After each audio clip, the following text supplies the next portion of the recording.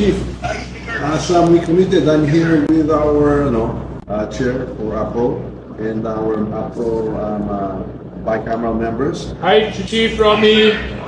Please kindly convey to the entire AFP, to our men and women in uniform, that as we committed, that the subsistence daily allowance from 150 to 350 has not only been affirmed but has been approved and is being signed right now. We will ratify the bicameral report this afternoon. So please tell them that whatever they heard, that's all fake news. Basta nagsalita tayo when we speak. I as the speaker and the House, when we speak, we mean it and we will always deliver. You are top priority here. Please tell the men in the AFP, top priority po kayo. And we are fully committed to support all of you and to keep your morale high and to always take care of you. Please convey that. Ha? Mabuhay ang AFP. Mabuhay kayo lahat. Okay.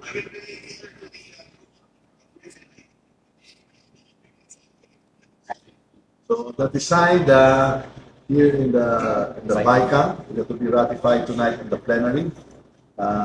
We will ratify the budget on Wednesday, and the President will sign it into law. That is as good as gold. So I just wanted to allay any fears that there was anything other than what we had committed in Zambales to you and to the troops. Mabuhay.